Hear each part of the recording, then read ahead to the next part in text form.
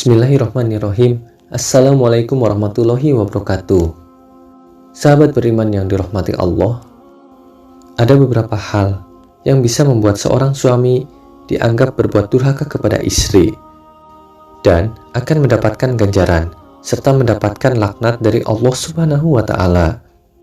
Beberapa hal tersebut kadangkala tidak disadari oleh sang suami. Lalu, apa saja perkara yang dilaknat oleh Allah Subhanahu wa Ta'ala? Yang pertama adalah menjadikan istri sebagai pemimpin rumah tangga. Sebagaimana sabda Rasulullah Shallallahu Alaihi Wasallam, tidak akan beruntung suatu kaum yang dipimpin oleh seorang wanita. Hadis riwayat Ahmad. Saat ini banyak suami yang malas bekerja dan menyandarkan kebutuhan hidupnya kepada istri, sehingga secara tak langsung menjadikan istri sebagai pemimpin rumah tangga. Lalu yang kedua, tidak memberi uang belanja ataupun nafkah. Sebagaimana sabda Rasulullah Shallallahu Alaihi Wasallam, seorang cukup dipandang berdosa bila ia menelantarkan belanja orang yang menjadi tanggung jawabnya. Hadis riwayat Abu Daud. Yang ketiga, tidak melunaskan mahar pernikahan. Sebagaimana sabda Rasulullah Shallallahu Alaihi Wasallam, siapa saja laki-laki yang menikahi seorang perempuan dengan mahar sedikit atau banyak, tetapi dalam hatinya berarti tidak akan menunaikan apa yang menjadi hak perempuan itu, berarti ia telah mengacuhkannya. Bila ia mati sebelum menunaikan hak perempuan itu, kelak pada hari kiamat ia akan bertemu dengan Allah, yaitu sebagai orang yang fasik. Hadis riwayat Tabrani. Kemudian yang keempat, mengabaikan kebutuhan seksual. Suami yang berhubungan intim hanya untuk memuaskan kebutuhannya saja dan tidak peduli pada istrinya, sesungguhnya juga telah berbuat kesalahan. Dari Anas radhiyallahu anhu, Rasulullah Shallallahu Alaihi Wasallam bersabda, jika seseorang di antara kalian bersenggama dengan istrinya, hendaklah ia melakukannya dengan penuh kesungguhan. Selanjutnya, bila ia telah menyelesaikan kebutuhannya dan mendapatkan kepuasan, tetapi istrinya belum mendapatkan kepuasan, janganlah ia buru-buru menyelesaikannya sampai istrinya menemukan kepuasan. Yang kelima, berjima ketika istri haid atau melalui dubur.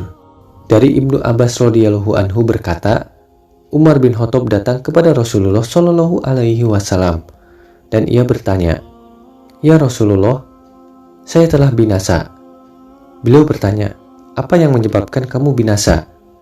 Kemudian ia menjawab, "Semalam saya telah membalik posisi istriku, akan tetapi dia tidak menjawab sedikit pun." Lalu Rasulullah Shallallahu Alaihi Wasallam bersabda, "Istri kalian adalah ladang bagi kalian, maka datangilah ladang kalian di mana dan kapan saja kalian inginkan." Selanjutnya beliau bersabda, "Datangilah dari depan atau belakang, tapi jauhilah dubur dan ketika haid." Hadis riwayat Tirmizi. Yang keenam, menuduh istrinya berzina. Sebagaimana firman Allah Subhanahu wa Ta'ala dalam Quran surah An-Nur ayat 6-7. Dan orang-orang yang menuduh istrinya berzina, padahal mereka tidak mempunyai saksi-saksi selain diri mereka sendiri, maka kesaksian masing-masing orang itu ialah 4 kali bersumpah dengan nama Allah, bahwa sesungguhnya dia termasuk orang yang berkata benar. Dan sumpah yang kelima, bahwa laknat Allah akan menimpanya jika dia termasuk orang yang berdusta. Yang ketujuh, memukul dan menjelek-jelekan istri di hadapan orang lain.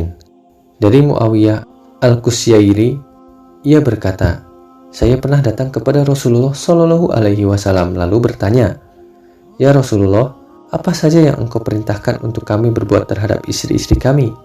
Kemudian Rasulullah Shallallahu Alaihi Wasallam bersabda, 'Janganlah kalian memukul dan janganlah kalian memburuk-burukan mereka.' Hadis riwayat Abu Daud.